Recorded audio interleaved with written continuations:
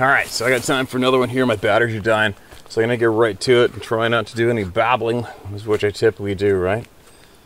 This is a follow-up. The title of this one is called Follow-Up Vet. So somebody who wrote this in already emailed me before, and I must have read it out loud. So let's listen to this one.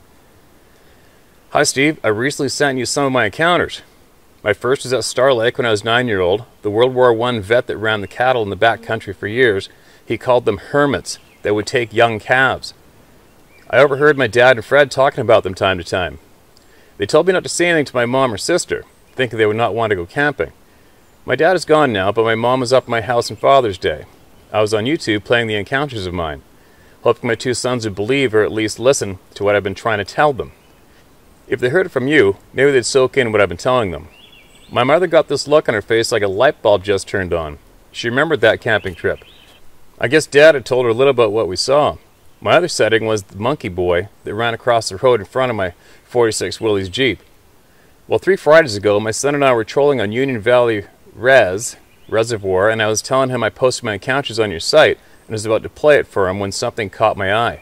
Up in the timber, say 75 yards away, I saw the back of an all-gray figure going tree to tree.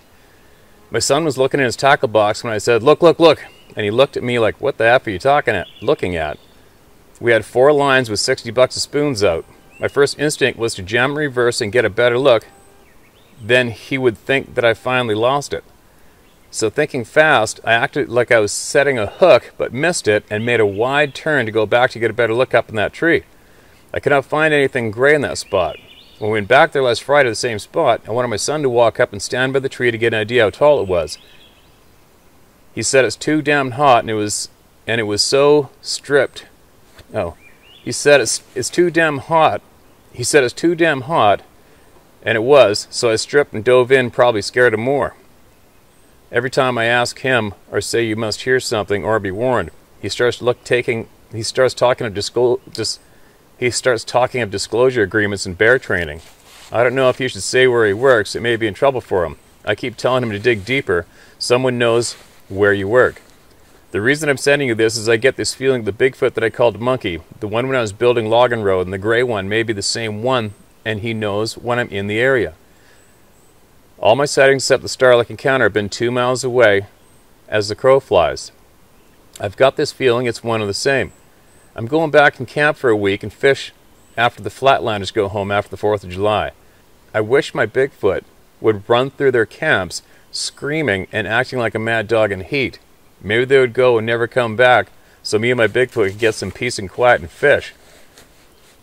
Have you heard of anyone else being tagged by a Bigfoot? What gave me the feeling was he is gray now, so am I, and is in the same area, and I worked for 30 years plowing snow and road repair in a 20-mile radius. Just maybe their nose is so in tune he smells my scent. John. Well, who knows? I don't know if it's about their nose or scent, John, but I have a feeling there's a lot more going on than that when it comes to these things. And I don't know. I can't explain it. I know Scott Carpenter has a lot more input when it comes to these beings wreaking havoc on you continually, not only where you first saw them, but miles away at your home or your rural property too. And that's just fact. These things are going on. We're getting dozens of emails from people around the planet with having these exact same experiences and multiple experiences, right? Do I envy any of them? No.